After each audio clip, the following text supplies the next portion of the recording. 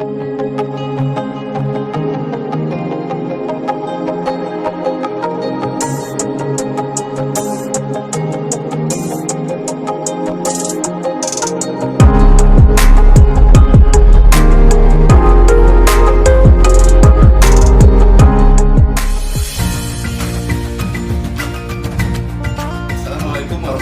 wabarakatuh. Salam guru penggerak. Perkenalkan, saya Heriansa Faisal Al-Siraji, calon guru penggerak angkatan ke-11 dari Kabupaten Bandung Barat. Di video kali ini, saya akan menunjukkan video aksi nyata saya diseminasi budaya positif di lingkungan sekolah saya, yaitu SD Negeri Cacaban, Kecamatan Cikompor, Kabupaten Bandung Barat. Selamat menyaksikan.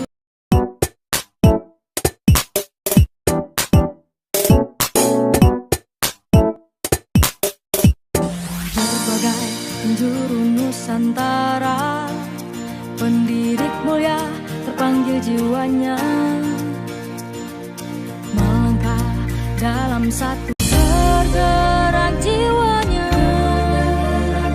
selalu bergerak dengan aksi nyata, menggerakkan semua, mewujudkan generasi emas.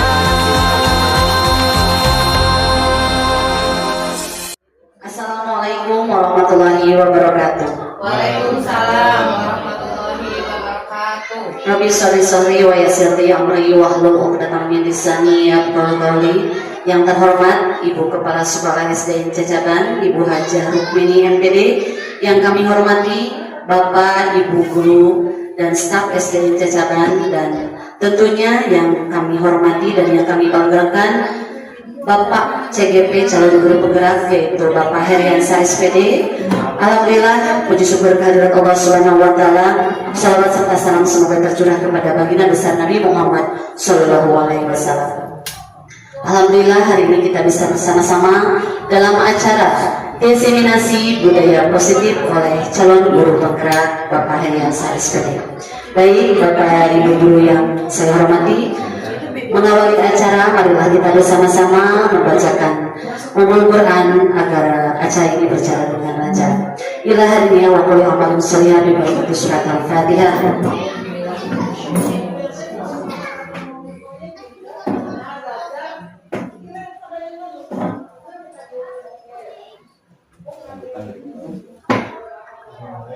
Baik, Ibu Bapak hadirin yang kami hormati, acara selanjutnya yaitu sambutan dari Ibu Kepala Sekolah SD Cacaban kepada Ibu Hajah Rukmini MPD. Kami persilakan. Bismillahirrahmanirrahim. Assalamualaikum warahmatullahi wabarakatuh. Alhamdulillahirabbil alamin, wassalatu wassalamu ala asyrofil anbiya'i wal mursalin wa ala alihi washabbihi ajmain. Allahumma sholli ala sayyidina Muhammad wa ala ali sayyidina Muhammad. La haula wala quwwata illa billahil aliyyil azim. Amma ba'd. Ibu dan Bapak yang saya hormati, dan Bapak Ibu calon guru penggerak yang saya banggakan, pada hari ini kita berkumpul dalam rangkaian pelaksanaan tugas-tugas para guru penggerak. Mereka yang berjuang untuk menyelesaikan proses pelatihan, proses bimbingan, dan proses pendampingan guru penggerak tidak akan berhasil baik tanpa adanya motivasi dari kita semua. Oleh karena itu, saya pribadi sebagai kepala sekolah di sini, pertama sangat mengapresiasi daripada motivasi dan keinginan dari masing-masing ibu bapak yang mengikuti program guru penggerak. Kemudian saya juga mengapresiasi dari rekan-rekan di SD Cacaban, rekan-rekan guru di SD Cacaban yang begitu antusias mendukung dan berpartisipasi dari setiap rangkaian prosesi penyelesaian tugas-tugas dari pelaksanaan pelatihan guru penggerak. Untuk itu semoga kita berharap kepada Allah Subhanahu wa taala, semoga kolaborasi antara pihak sekolah, rekan-rekan guru dan calon guru penggerak menghasilkan sesuatu yang sangat luar biasa, dan para calon guru penggerak dapat menyelesaikan tugas-tugasnya tepat waktu dan dengan predikat sangat-sangat memuaskan. Amin. Untuk itu, marilah kita tetap bersama-sama menjaga kekompakan, menjaga konsolidan dalam rangka ikut serta mensukseskan program guru penggerak. Karena apa? Karena keberhasilan daripada calon guru penggerak itu adalah keberhasilan kolektif. Guru penggerak khususnya di SD Cacaban tidak akan berhasil dengan baik, tidak akan berhasil dengan maksimal dan memuaskan jika ibu dan bapak di SD Cacaban tidak bisa atau a priori atau acuh tak acuh terhadap rekan yang sedang melaksanakan kegiatan pelatihan bimbingan guru penggerak, pelatihan dan bimbingan guru penggerak. Untuk itu, marilah kita sama-sama mendoakannya, sama-sama saling menguatkan. Semoga apa yang nanti didapatkan oleh ibu bapak yang sedang mengikuti program guru penggerak bisa menularkan semangatnya, menularkan hasilnya, sehingga nanti pada umumnya kegiatan pendidikan, pembelajaran, pelatihan dan pembimbingan di SD Cacaban terhadap siswanya bisa berhasil dengan baik dan mencapai tujuan daripada tujuan sekolah dan tujuan nasional pada umumnya. Itu saja yang bisa saya sampaikan dalam kesempatan ini. Tetap semangat, tetap berkolaborasi dan tetap berinovasi. Billahi taufiq wal hidayah. Wassalamualaikum warahmatullahi wabarakatuh.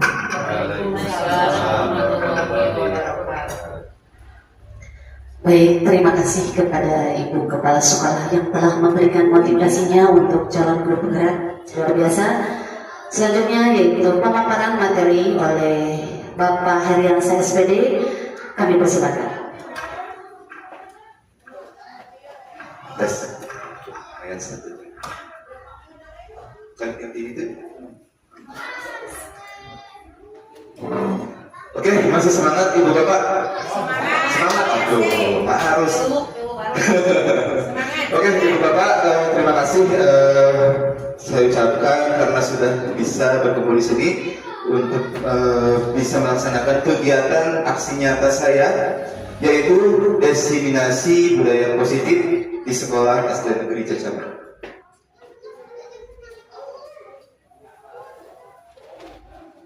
Oke, perkenalkan, siapa tahu dari rekan-rekan belum tahu nama saya. Oke, perkenalkan, nama saya Heriansa, ya Ibu Bapak, calon guru penggerak angkatan ke-11 dari Kabupaten Bandung Barat, Kecamatan Cikongkol, Desa Baranasi. Oke, kita lanjutkan. Nah, supaya tidak jenuh, tidak bosan, karena kan tadi sudah mengajar ya Ibu Bapak, boleh kan semuanya bisa berdiri, berdiri bisa berpasangan gitu, coba berpasangan, Bu Sansan dengan Bu Santi, Bu Cindy sama Bu Irma, Pak Endang sama Pak Di, Bu Cucu sama Bu Kadia. Oke, caranya bagaimana? Kita coba untuk senyum bibirnya dilebarkan sambil melihat teman yang di depannya, senyum gitu ya, pakai perasaan.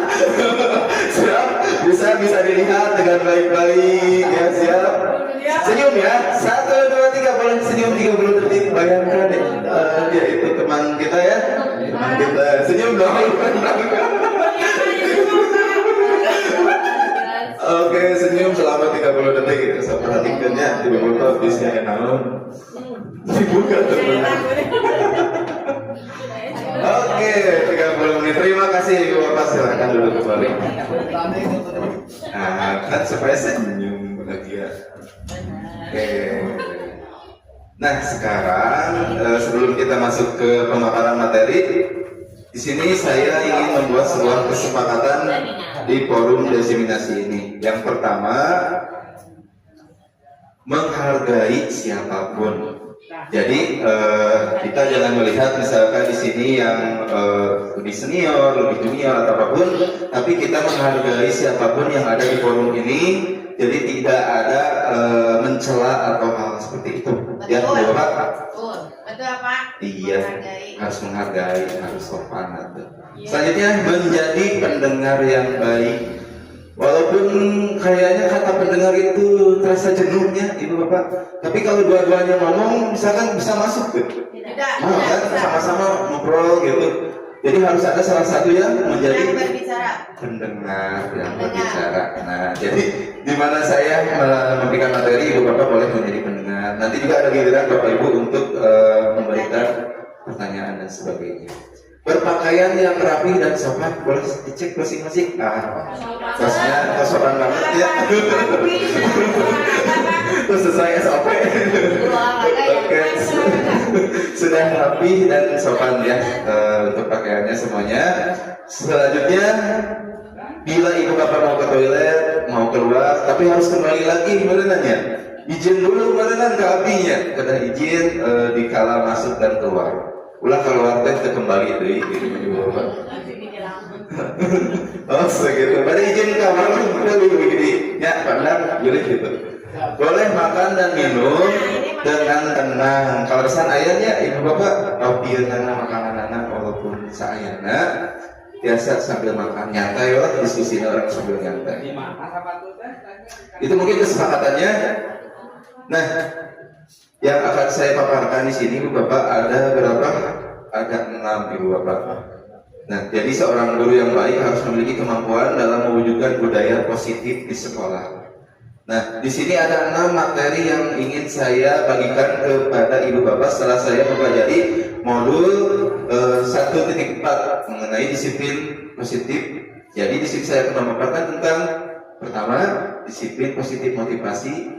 Ya, disiplin positif, motivasi perilaku manusia, keyakinan sekolah atau kelas, kebutuhan dasar manusia, posisi diskresi ya. Posisi kontrol restitusi, terus segitiga restitusi. Oke, anu cadel. Restitusinya, restitusi sama ya saya. Oke, jadi ada 6 Ibu Bapak yang insya Allah saya diseminasikan atau bagikan yang telah saya pelajari di program guru penggerak ini kepada Ibu Bapak. Yang pertama, disiplin positif. Oke, kita misalkan sekarang fokus dulu ke kata disiplin. Nah, kira-kira dari Ibu Bapak, karena kan istilah ini tidak asing, kira-kira disiplin itu apa ya Ibu Bapak? Boleh dong, siapa yang boleh mencoba gitu? Ada yang tahu tentang disiplin? Oke, Ibu Cucu, oke silakan. Menurut saya itu disiplin positif itu menerapkan tata krama terhadap yang maupun anak maupun guru. Sip, menerapkan tata krama baik ke diri sendiri, kayaknya Bu, Ya. termasuk ke anak. Ada lagi yang lain tentang disiplin? Oke, Ibu Cindy. Kalau menurut saya, disiplin positif bisa diartikan juga dengan perilaku positif atau kebiasaan-kebiasaan baik dengan tujuan untuk memotivasi anak dan mengajarkan anak untuk bertanggung jawab atas tindakannya. Terima kasih. Keren. Kasih Bu, tepuk tangan dong Ibu Bapak. Dan Padang bisa disiplin. Oke, siap. Jadi dari jawaban Bu Cucu dan Ibu Cindy sangat bagus ya mengenai disiplin positif itu sendiri. Nah, kalau kita lihat arti dari disiplin positif itu dapat kita lihat Ibu Bapak merupakan suatu cara penerapan disiplin yang mengajarkan anak bertanggung jawab dan menumbuhkan kesadaran diri berdasarkan nilai-nilai kebajikan atau kebaikan yang tadi Ibu Cucu dan Ibu Cindy utarakan sudah memenuhi dari penjelasan disiplin positif. Jadi di sini kita benar-benar menerapkan kedisiplinan, mengajarkan bahwa si anak itu harus punya rasa tanggung jawab.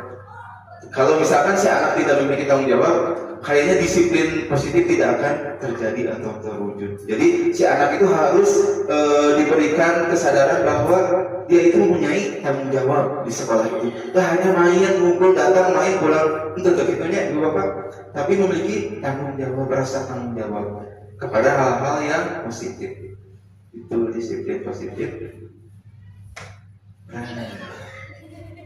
Oke, disiplin positif lebih ke arah disiplin diri yang dapat mengontrol diri dalam melakukan segala tindakan. Jadi disiplin positif di sini itu sebagai kontrol kita sebagai guru, bagaimana mewujudkan pembelajaran yang baik dan rasa tanggung jawab yang baik di kelas kita. Jadi sangat penting Ibu Bapak kita memiliki disiplin positif. Nah, di sini juga bisa dilihat Ibu Bapak, disiplin positif berasal dari diri, dapat membuat murid memahami dan menyadari berdasarkan motivasi internal, bukan akibat paksaan, ujian ataupun hukuman. Jadi berasal dari mana motivasinya? Dari dalam dirinya internal. Jadi harus tumbuh dari dalam dirinya kalau ingin terwujud disiplin positif. Kalau karena paksaan, kira-kira bisa mau Ibu Bapak? Tidak. Intinya hanya sebatas dipaksa dirinya dulu, terus setelahnya gitu deh. Tidak akan konsisten, betul. Pujian, karena pujian ada yang dipuji gitunya. Ibu bapaknya, ibu bapak guru, orang tua pujian hanya sebatas gitu yang dipuji. Setelah itu dipuji mah, wah. Ataupun hukuman, gara-gara sieun dihukum gitunya biasanya si anaknya nurut. Lalu tak ada dihukum mah, gitu deh. Terus kumaha tuh? Ternyata harus ada kesadaran dari dalam dirinya sendiri atau internal. Nah, eta penting. Nah, semua disiplin positif itu Ibu Bapak sudah dicakup dalam profil pelajar Pancasila atau P3. Oh, silakan itu. Di sini profil pelajar Pancasila sudah tidak aneh ya Ibu Bapak, karena kita juga kan sudah menerapkan kurikulum merdeka dan kita juga adalah sekolah penggerak juga. Jadi pasti aneh lah ayat berapa. Padahal mulai ada berapa kira-kira profil pelajar Pancasila? Ada 6, betul, Padang ada 6 ya. Boleh Bu Kania disebutkan yang pertama apa?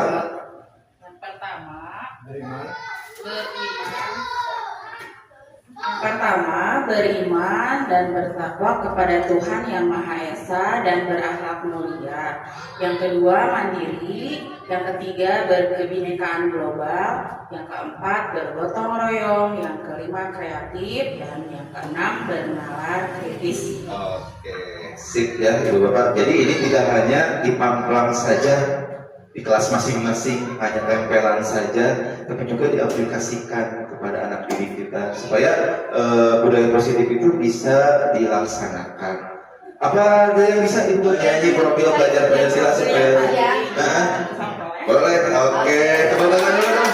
Bukannya super. Tapi bareng-bareng ya. Oke, siap bareng-bareng. Berdiri. Oke. Pakai gaya anak. Belajar Pancasila, beriman dan bertakwa pada Tuhan Yang Esa dan berakhlak mulia, berkebinekaan global, gotong royong mandiri, kreatif dan bernalar kritis. Oke, boleh saya tepuk tangan. Wah, hebat sudah menyanyikan lagu profil pelajar Pancasila. Jadi itu ya Ibu Bapak, boleh dilakukan di kelas masing-masing sambil bergoyang-goyang. Oke, selanjutnya. Nah, Ibu Bapak di sini ada motivasi perilaku manusia. Kira-kira Ibu Bapak pernah mendengar atau mengetahui apa itu motivasi? Kira-kira ada yang? Oh iya, silakan Ibu Santi. Motivasi ya? Ya. Mungkin pendapat saya, motivasi itu sendiri adalah sesuatu atau segala hal yang mendorong seseorang agar melakukan sesuatu. Gitu. Jadi dia motivasinya seperti itu. Mendorong seseorang. Oke, terima kasih. Motivasi itu kata Bu Santi yang mendorong seseorang untuk melakukan sesuatu. Ya. Ada lagi dari Ibu Bapak yang lain motivasi? Oke, ya Bu Irma. Menurut saya ya Pak ya, motivasi itu dorongan, keinginan untuk berbuat kebaikan gitu Pak. Mungkin itu aja dari saya. Oke, siap. Ada lagi cukup? Oke. Ya, terima kasih. Betul ya, Ibu Bapak yang disampaikan Ibu Santi dan Bu Irma, yaitu dorongan ke arah yang lebih baik atau ke arah yang lebih positif. Oke. Nah, ternyata ada berapa Ibu Bapak motivasi perilaku manusia itu? Ada 3. Dan datangnya itu, motivasi itu ada yang dari dalam dan dari luar. Kalau bahasa Inggrisnya internal dan eksternal. Jadi ada 3 motivasi dalam perilaku manusia. Yang pertama, untuk menghindari ketidaknyamanan atau hukuman. Kira-kira ini datangnya dari luar atau dari dalam? Hukuman. Dari luar. Oke, berarti eksternal. Untuk menghindari. Nah, yang kedua, untuk mendapatkan imbalan atau penghargaan dari orang lain. Kira-kira ini Bapak motivasi dari dalam atau dari luar? Dalam. Dari Mendapatkan imbalan.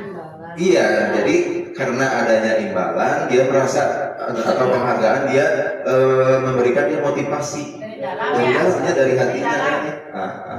Terakhir, untuk menjadi orang yang mereka inginkan dan menghargai diri sendiri dengan nilai-nilai yang mereka percayai. Kira-kira dari luar, dari dalam? Dari dalam, untuk menjadi orang yang mereka inginkan. Jadi datang dari diri sendiri ya. Nah, ini Ibu Bapak 3 motivasi perilaku manusia yang harus kita miliki ya. Oke, kita lanjutkan. Nah, selanjutnya adalah keyakinan sekolah. Kira-kira Ibu Bapak sudah mengetahui apa itu keyakinan yang ada di sekolah atau di kelas? Pernah tidak Ibu Bapak membuat keyakinan bersama peserta didiknya di kelas? Kira-kira ada yang bisa menjawab atau mengutarakan? Silakan Bu Santi. Sebelumnya ini sharing aja ya Bapak. Kalau di kelas saya itu ada peraturan, tapi saya itu belum tahu itu teh sama tidak dengan keyakinan yang Bapak maksud. Apa peraturan yang saya buat sendiri di kelas itu masuk dengan ini atau tidak? Saya masih belum mengerti. Cuman saya sudah terapkan. Mungkin nanti dengan apa yang Bapak paparkan berikutnya bisa saya pahami. Cuman kalau di kelas saya itu adanya peraturan sekelas, tapi saya yang buat gitu loh Pak. Iya. Kalau di Ibu Bapak yang lain gimana di kelas masing-masing? Sudah membuat peraturan saja dulu, peraturan. Udah ya, ada ya. Kalau tidak ada peraturan, tampaknya tidak akan berjalan baik. Nah, yang tadi dikatakan tadi sangat betul. Apakah yang dibuat sendiri oleh guru itu merupakan keyakinan sekolah atau kelas atau peraturan saja? Nah, kita lanjutkan.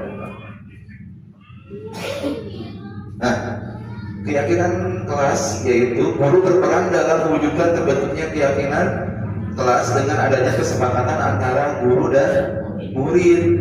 Jadi yang tadi dikatakan Ibu Santi bahwa Bu Santi sendiri ya yang membuat, itu berarti bukan sebuah keyakinan, tapi itu mah aturan kelas itu yang dibuat. Misalkan Ibu Bapak tidak boleh berisik tanpa mengajar atau kesepakatan antara kita dan murid.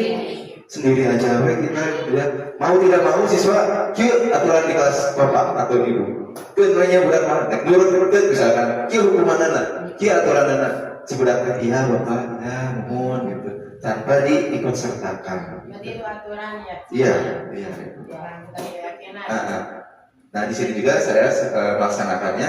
Silakan anak-anak. Pertama di sini saya sekolah impian anak-anak itu seperti apa sih? Di sini banyak, Pak mau misalkan tanpa bullying, ada anak-anak yang jawab gitu. Pak tanpa ada bullying, mau aman, chatnya mau hijau. Kemudian bebas di sini Bu Bapak. Setelah kita rangkum di sini, sehingga bisa membuat kesepakatan kelas gitu. Setelah dibuat sekolah impian. Jadi gitu ya Bu Bapak, pada intinya harus ada kesepakatan kita dengan siswa, ajak si siswa harus diajak. Mana sih?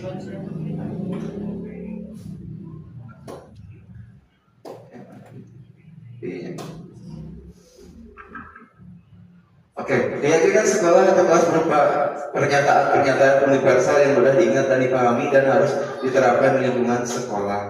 Jadi ibu bapak untuk menerapkannya itu cari kata-kata yang umum, yang bebas, jangan sulit, jangan susah, yang mudah dimengerti oleh siswa. Apalagi kelas fase A, kelas 1, kelas 2. Jadi jangan menulis kata-kata hal-hal yang sukar dimengerti oleh siswa kelas 1 misalkan atau kelas 2. Jadi harus disesuaikan dengan pemilihan kata-katanya. Nah, saya juga membuat bentuk dari kesepakatan di kelas 6. Di sini ada 6 yang sudah saya dan siswa saya sepakati, ibu bapak. Dan di kelas ibu bapak juga mungkin sudah dibentuk ya, tapi itu apakah peraturan atau keyakinan kelas ya, saya juga belum tahu. Tapi di sini saya sudah mencobanya. Ada 6 kesepakatan kelas saya dengan peserta didik. Pertama, misal ini contoh ya ibu bapak, masuk kelas harus tepat waktu misalkan. Nah si anak diajak kira-kira tidak tepat waktu, anak-anak mau seperti apa? Mau bagaimana gitu sanksinya atau hukumannya atau apapun juga nanti disepakati dengan siswa di sini. Yang kedua, mendengarkan penjelasan guru. Jadi di mana guru menjelaskan pemaparan, siswa harus mendengarkan dengan baik gitu ya penjelasannya. Terkadang kalau dengan kita jumlah yang banyak ya ibu bapak ya, suara kita kayaknya tidak sebanding gitu karena kan tiap kelas kita sangat banyak siswanya. Jadi untuk pengkondisian dulu kelas saya rasa cukup repot juga untuk di kita. Yang ketiga, menjaga kelas tetap bersih dan rapi. Di sini juga dapat dimasukkan aturan piket ya ibu bapak, melaksanakan piket agar kelas kita tetap bersih dan rapi. Selanjutnya, bicara yang sopan dan baik. Nah ini dianjurkan di kelas kita dengan sesama peserta didik atau dengan kita harus berbicara sopan dan baik. Dan juga saya yang kelimanya saling membantu. Nah misalkan yang tidak punya pensil, penghapus, tip dan sebagainya, bolehlah saling bantu, saling kerjasama. Yang terakhir, mengingatkan teman jika melakukan kesalahan, bahwa hal itu tidak baik, menghina, membuli dan hal apapun itu adalah hal yang tidak baik. Oke, kita lanjut ibu bapak. Oke, ada apa ibu bapak? Ice breaking. Ice breaking. Oke, boleh dong berdiri ice breaking dulu. Saya juga sudah lelah. Ice breaking ya. Kalau saya itu mengatakan berhitung, bernapas, bertepuk tangan. Apa ibu bapak? Berhitung, bernapas, bertepuk tangan. Oke, kita awali berhitung.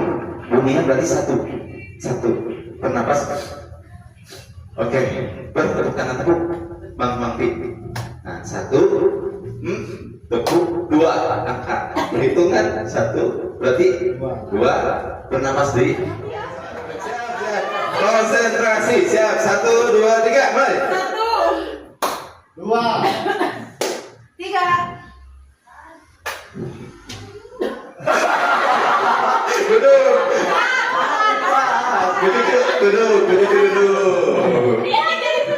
Oke, mulai berhitung. 1.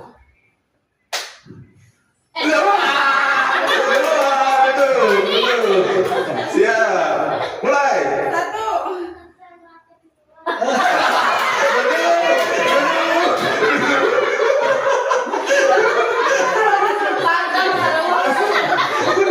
Oke, siap, mulai. 1, 2, 3.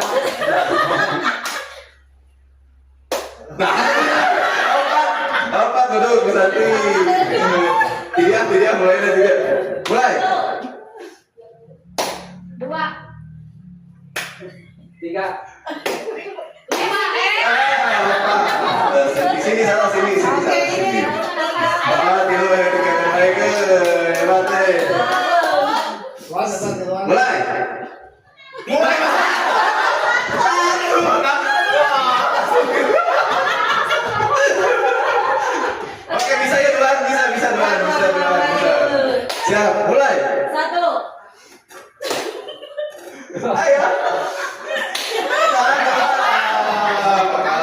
Tepuk tangan Bu Sansan juaranya.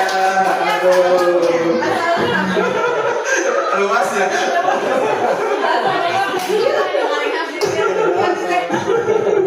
Pandang nih. Dicoba gue pas akan barangkali peserta. Capeknya, oke. Tapi dia capek. Gunia.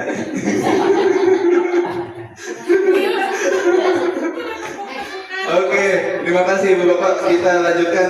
Silakan sambil ngopi-ngopi lah Ibu Bapak. Kita lanjutkan. Oke, nah ternyata kita sebagai manusia itu memiliki kebutuhan dasar. Punya kebutuhan lah pasti ya. Kita banyak ya, betul Bu Cucu, banyak kalau dimasukkan dengan kebutuhan ya. Kira-kira dari Bapak Ibu boleh satu-satu lah semuanya. Kebutuhan apa yang harus dimiliki oleh Bu Sansan? Misalkan Baik Pak, izin. Pada dasarnya kebutuhan yang dibutuhkan manusia itu adalah kasih sayang atau cinta. Karena semuanya tidak didasari dengan kasih sayang atau cinta.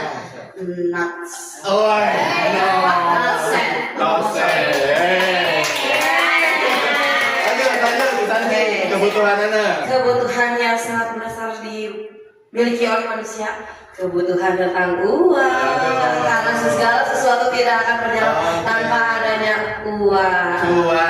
Oke, lanjut Bu Oke, Cindy. kalau saya kebutuhan dasar manusia itu kalau menurut saya lebih utama itu kebebasan.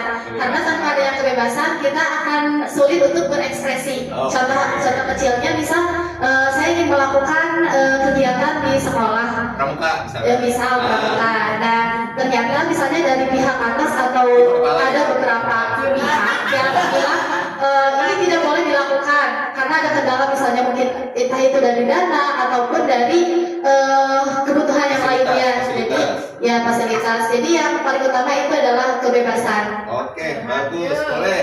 Irma, kebutuhan apa Irma? Iya, kebutuhan perhatian ya. Oke, Kalau tanpa perhatian. diperhatikan kan orang lain tidak akan tahu. Oke, butuh perhatian.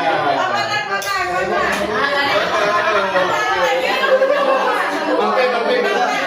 Oke, sampai Cucu. Tidak punya kebutuhan. Menurut saya kebutuhan yang paling mendasar itu uang, Pak. Uang, oke, hampir sama. Nah, Uang. siap. Tanpa siap. uang kan kita apa-apa sekarang harus dibeli ya. Iya. Kalau nggak punya uang, Ah, nah itu. iya, sip. Betul. Munia, boleh kebutuhan Munia? Iya, uang. Ini paling mendasar ya Pak, itu uang. Jadi segala sesuatu itu butuh proses dari awalnya, berarti keuangan yang bisa berjalan dengan lancar meskipun tidak semua dengan uang.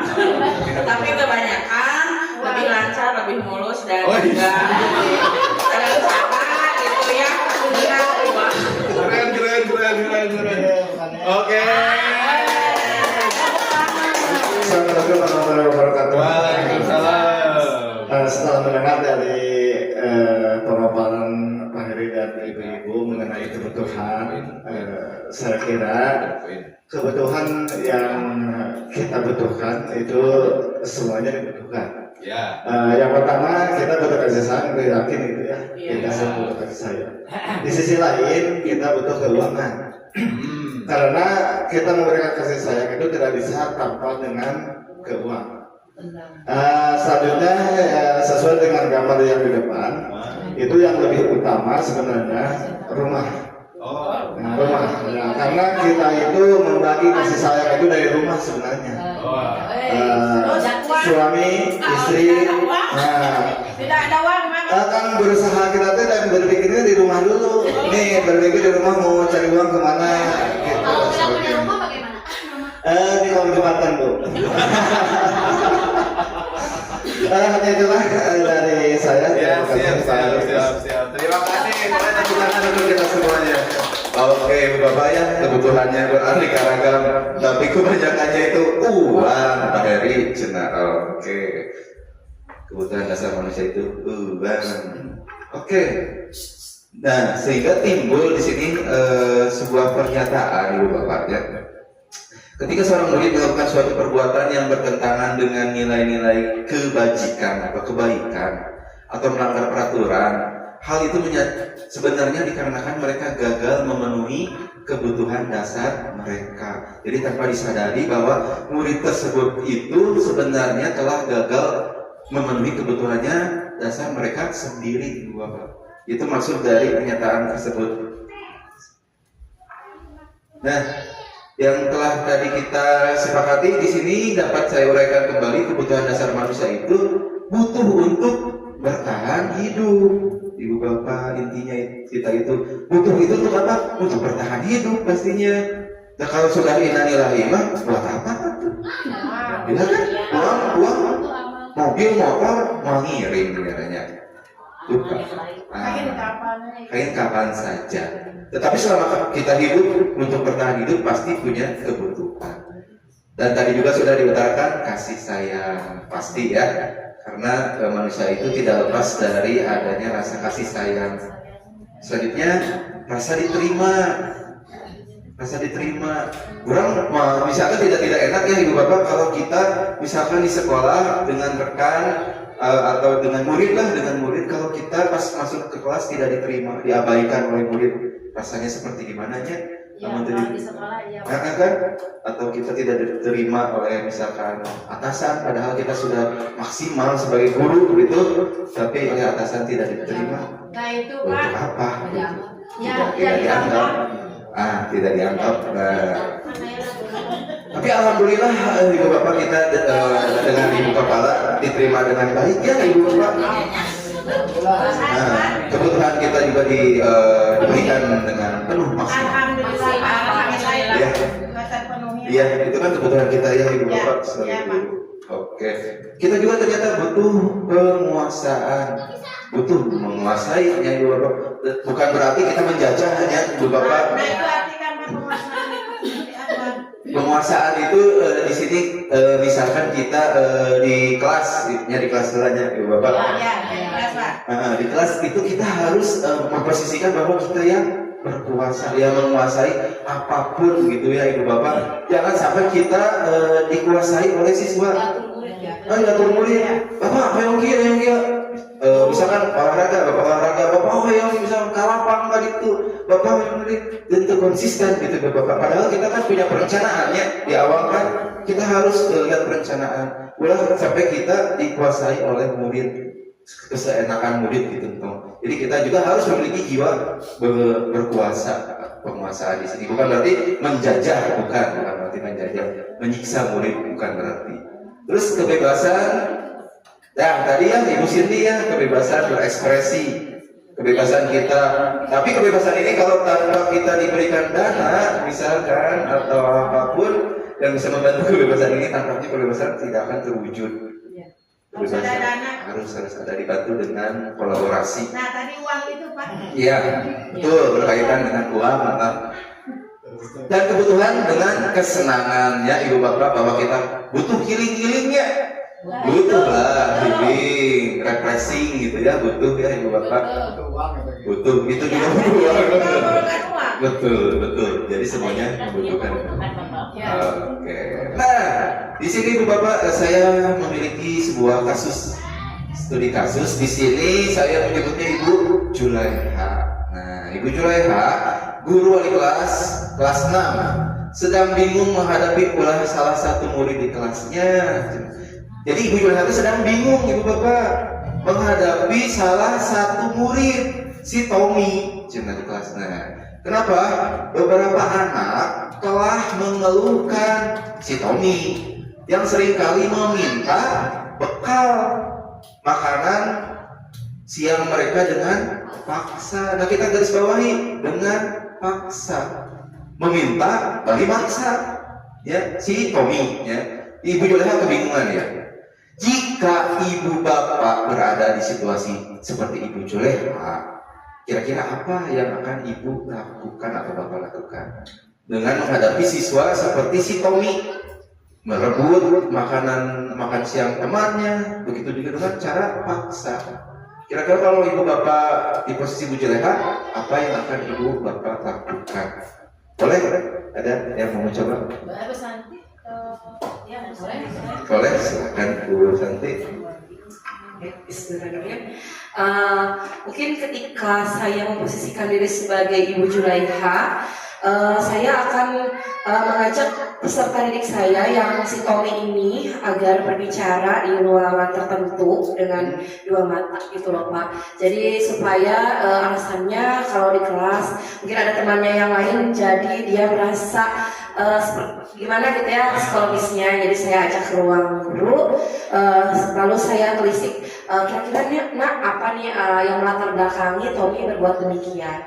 Nah, mungkin jika misalkan Tommy dia beranggapan bahwa dia keadaannya sangat kurang atau dari keluarga yang untuk makan saja dia tidak mampu, apalagi bekal dan sebagainya, sehingga mendorong dia untuk keluar dari aturan yang positif, maka saya bisa memberikan solusinya, misalkan ketika saya punya makan lebih, memberikan pada Tommy tersebut atau berbagi pada temannya yang memiliki bekal yang lebih, bisa saling dengan temannya. Seperti itu mungkin Bapak. Terima kasih. Ada lagi Ibu Bapak? Pak, silakan. Baik Pak, terima kasih atas waktunya. Mungkin menurut saya ya Pak, kita cari dulu permasalahannya seperti apa, latar belakangnya Tommy itu seperti apa dan bagaimana.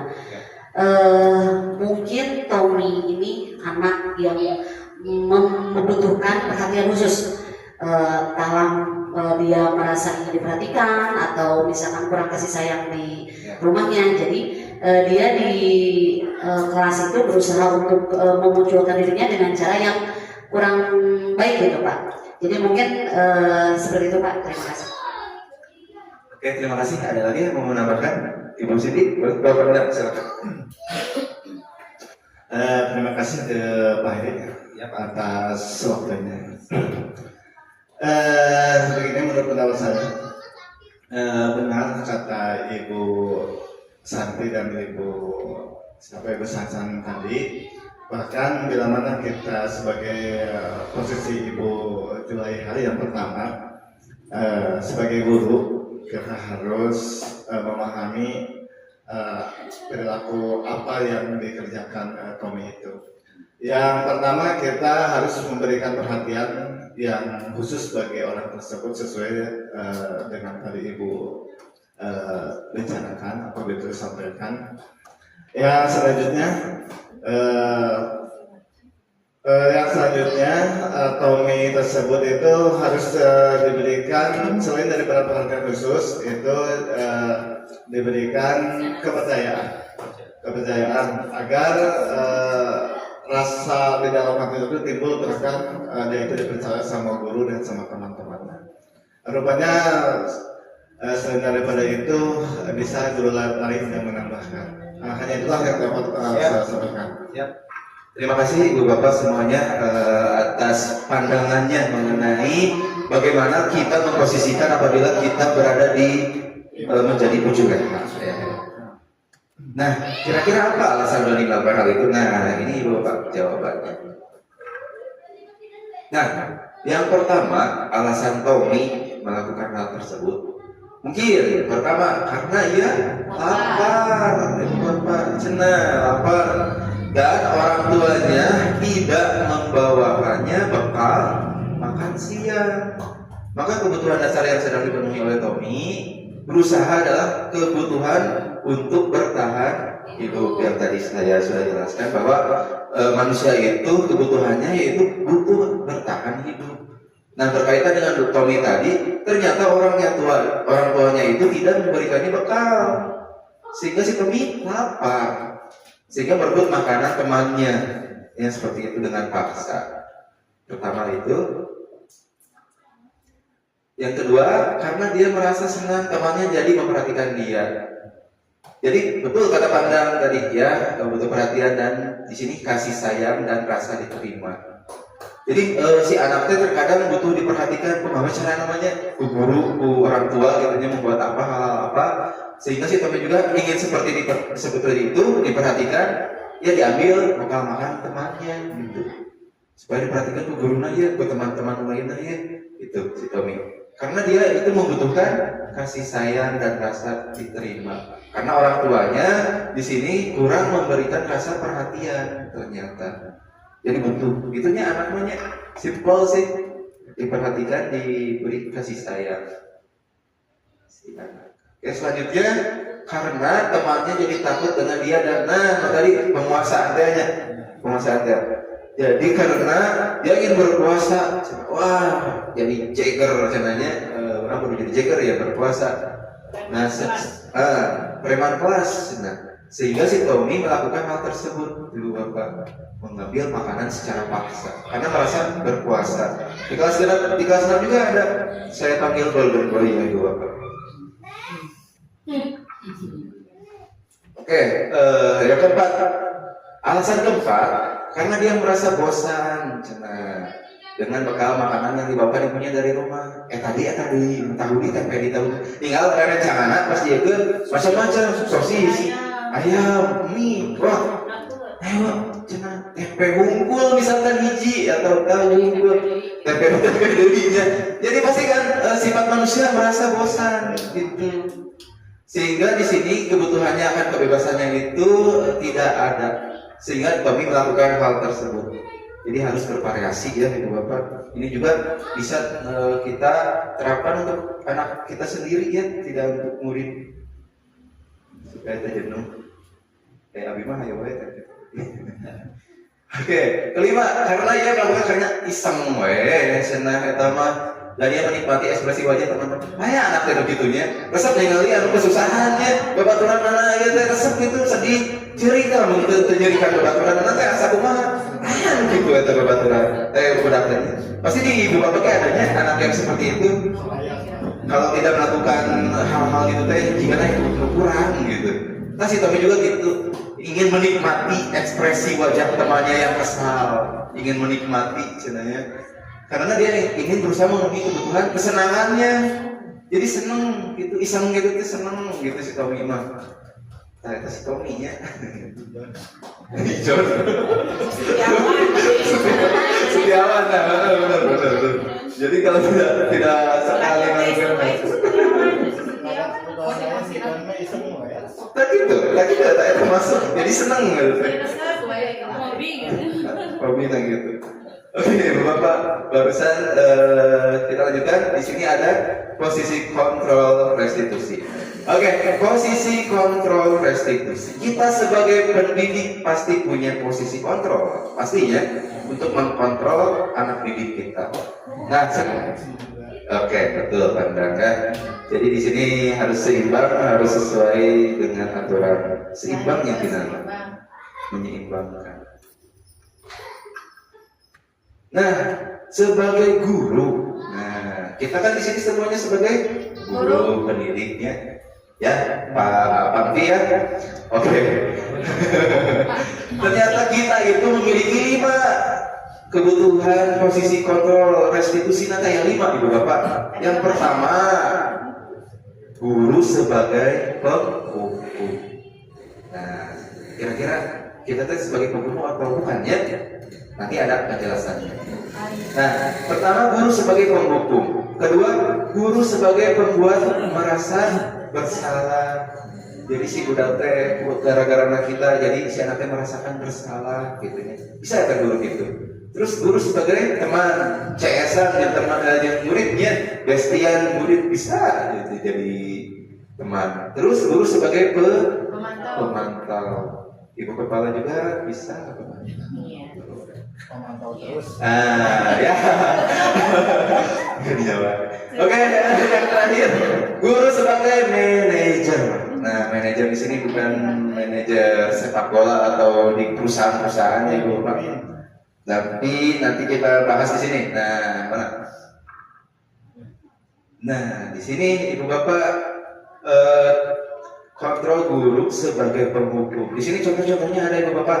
Nah, Ibu Bapak pernah atau tidak merasa seperti misalkan guru penghukum? Pandang, bisa pandang. Menghardik, menunjuk-nunjuk, menyakiti, menyindir murid. Pernah ke? Kalau menyindir tidak. Kalau kamu misalkan kata anak guru lagi berkata, kalau kamu tidak melakukannya, awas ya, rasakan. Nah, tidak. Oke, berarti ini contoh guru menghukum. Hasilnya nanti si siswanya akan memberontak, menyalahkan orang lain, berbohong. Nanti si anak bakal seperti ini sikap si anak. Kalau guru yang berbuat rasa bersalah, misalkan guru nanti berceramah dan mengatakan seharusnya ibu kecewa. Nah ini jadi si siswa itu guru merasakan kekecewaan, guru merasakan bersalah si siswa. Seperti apa dia contohnya? Kamu seharusnya kamu sudah tahu ibu lelah, misalkan bapak pandang ya, misalkan bapak lelah akhirnya di rumah masalah capek bapak teh ya harus riwayat rumah, coba ngerti dong misalkan ibu teh stres itu banyak tagihan misalkan ya itu ya lagi wae di bank misalkan ibu stres tolonglah gitu nya. Nah itu si siswa teh supaya merasakan hal yang kita rasakan. Ada juga guru itu sebagai teman, bestie sebenarnya membuatkan alasan untuk muridnya. Misalkan dia, ayolah lakukan demi ibu. Soal itu jam bapak mah itulah penggararannya atau kemana sekali marah nyantai misalkannya. Masa kamu tidak mau ingat tidak ibu pernah bantu orang ya. Ingat pernah tuh ibu pernah ngebantu, bapak pernah ngebantu. Ayo tuh penggaran deh, ayo bantu bapak tuh. Pokoknya mah iya disetarakan orang sebagai teman kak siswa gitu. Yang selanjutnya pemantau, menghitung dan mengukur apa peraturannya, menyesuaikan diri bila diawasi. Gitunya dia sebagai pemantau, orang memantau siswa.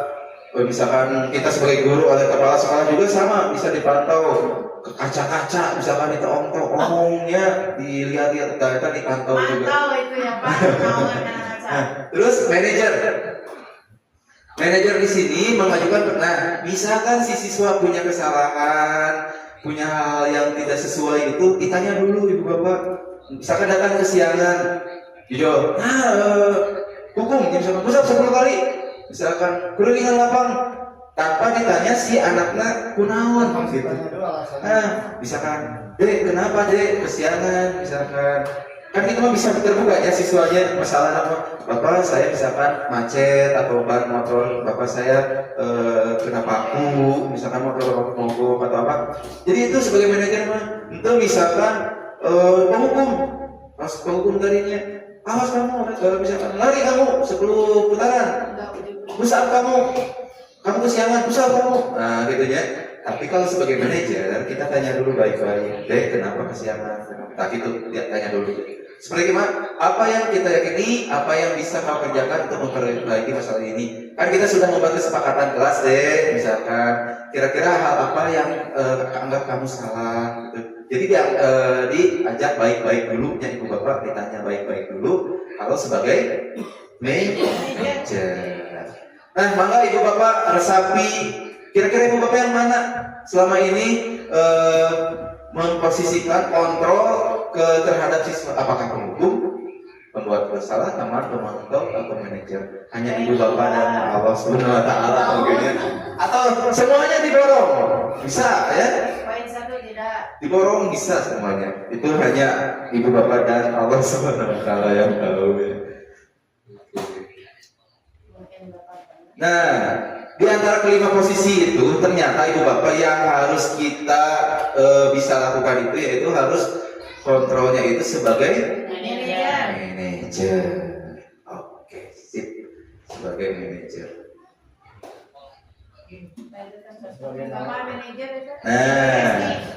Nah, ini saya melakukan kegiatan kontrol restitusi terhadap siswa kelas 6 dan saya di sini memposisikan sebagai manajer. Guru dapat berbuat sesuatu bersama murid, silakan murid bertanggung jawab dan menuntut murid agar dapat menemukan solusinya. Ini bisa diganti ya? Oh iya.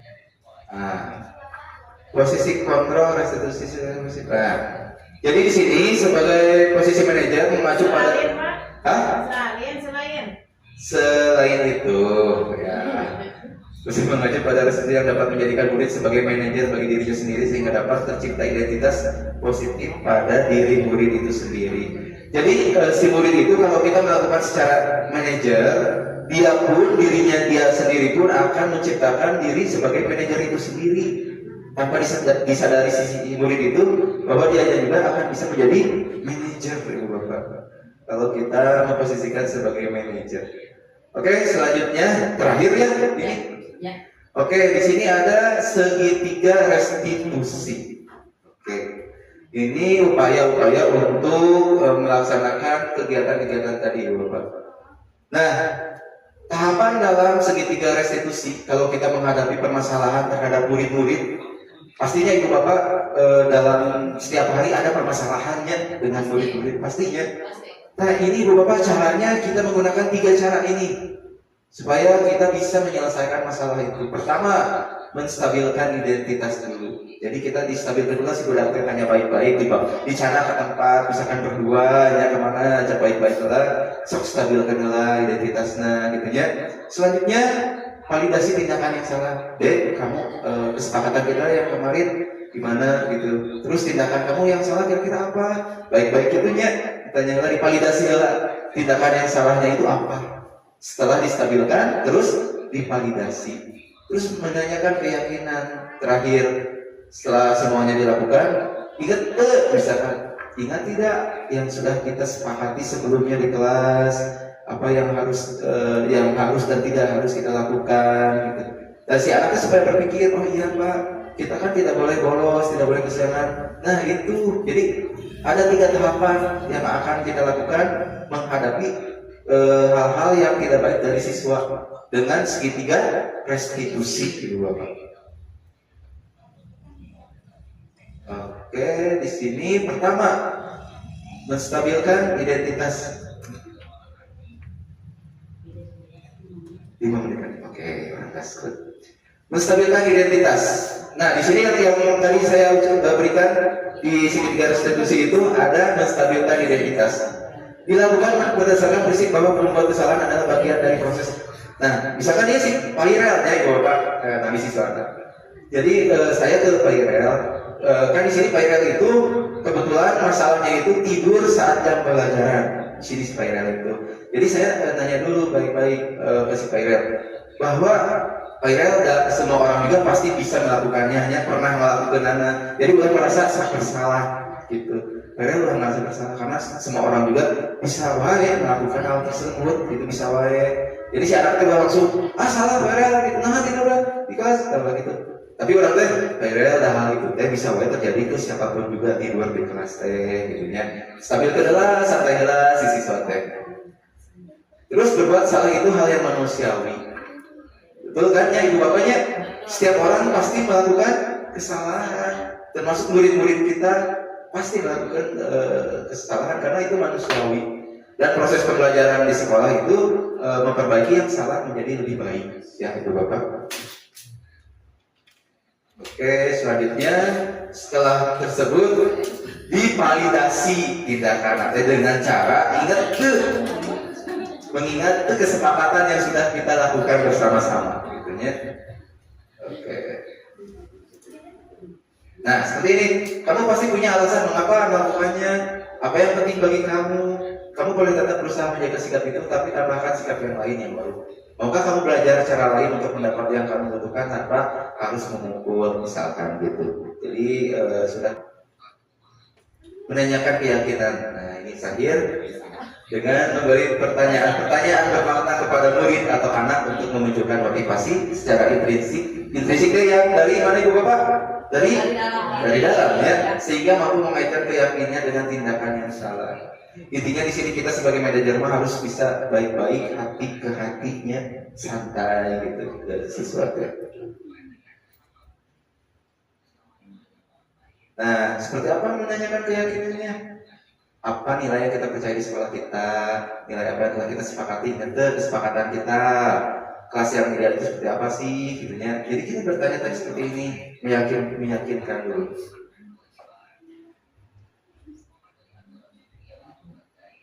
Nah, di akhir Ibu Bapak di sini boleh dilihat seorang guru yang baik harus memiliki kemampuan dalam mewujudkan budaya positif di sekolah. Budaya positif tersebut dapat dijalankan dengan menerapkan konsep-konsep inti seperti ini, Ibu Bapak. Jadi kalau budaya positif ini ingin dilakukan dengan baik, ingin berjalan dengan baik, kita harus melaksanakan ke-6 hal ini, Ibu Bapak, yang telah tadi saya paparkan. Oke, Ibu Bapak, mungkin itu yang dapat saya jelaskan atau paparkan. Terakhir di sini, apabila ingin ada yang bertanya jawab, boleh saya buka sesi tanya jawab pada Ibu Bapak. Ada, silakan Ibu Siti ya. Saya izin bertanya Pak, tapi sebelumnya ada pernyataan dulu. Nah, semisal guru melaksanakan atau membuat peraturan kelas atau kesepakatan kelas dengan siswanya. Nah, namun itu tidak berlangsung lama atau tidak berkelanjutan. Nah, apakah kesepakatan kelas itu harus dibarengi dengan konsekuensi yang misalnya tadi kata Bapak guru misal menjadi hukuman. Nah, apakah konsekuensinya harus dengan hal seperti apa gitu selain dari hukuman supaya kesepakatan kelasannya berlangsung lama atau berkelanjutan. Nah, itu pertanyaannya. Oke, terima kasih, pertanyaannya sangat super, membuat pusing.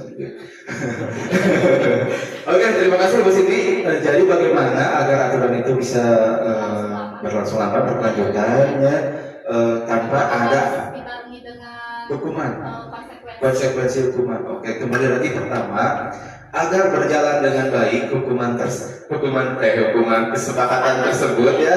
Jadi kita harus mengadakan kesepakatan dengan peserta didik dan mereka yang pertama mengajukan dulu.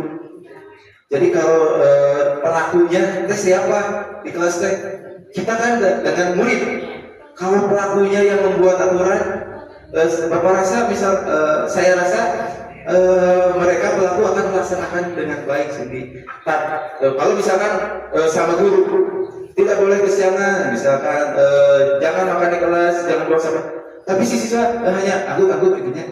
Tapi kalau mereka pelaku melakukan misalkan Pak saya tidak mau berisik di kelas Pak, kayaknya lebih enak. Misalkan mereka ya Pak kayaknya kalau bersih akan nyaman gitu. Mereka sendiri pelakunya, insya Allah aturan atau kesepakatan di kelas itu akan berjalan berkelanjutan gitu. Boleh dicoba bersama Ibu Cindy menjadi mengikut sertakan siswa, mengajak siswa sebagai pelaku untuk membuat kesepakatan kelas. Terus bagaimana cara apakah harus ada konsekuensi ya tadi seperti itu. Kalau di kelas 6, kebetulan di kelas saya ya Ibu Cindy, jadi tidak hanya dihukum, misalkan ada gitu, konsekuensinya ada. Jadi misalkan mereka tembak, bagaimana kalau misalkan ini juga tumbuhnya dari mereka, dari pelaku. Pak, bagaimana kalau misalkan membaca di perpustakaan, setelah istirahat membaca di perpustakaan materi-materi apa, misalkan cerita atau dongeng apa, apabila saya kesiangan, misalkan. Boleh seperti itu, tidak harus ada kekerasan. Kita juga harus melihat Ibu Cindy, kalau tidak sesuai dengan aturan kita, misalkan mau aneh-aneh ya, jangan disepakati. Mungkin itu Ibu Cindy cukup ya, cukup. Oke, terima kasih. Oke, tidak ada lagi Ibu Bapak untuk yang ditanyakan. Saya rasa itu saja yang dapat saya paparkan. Mohon banyak maaf apabila banyak kekurangan. Semoga diseminasi yang saya berikan mengenai budaya positif dapat memberikan arahan masukan untuk Ibu Bapak semuanya dan dapat diaplikasikan dalam kegiatan pembelajaran. Mungkin itu yang dapat saya sampaikan. Saya akhiri, wassalamualaikum warahmatullahi wabarakatuh. Bapak Ibu yang kami hormati, begitu panjang pemaparan materi dapat dari Bapak Heriansyah. Semoga dapat ilmu-ilmu baru yang bisa kita implementasikan dalam kehidupan kita sehari-hari di sekolah ya Bu. Semoga apa yang Bapak Heri sampaikan bisa bermanfaat di dunia dan akhirat buat kita. Amin ya Allah ya Rabbal alamin. Baik Ibu Bapak hadirin yang kami hormati, acara saya cukupkan sekian.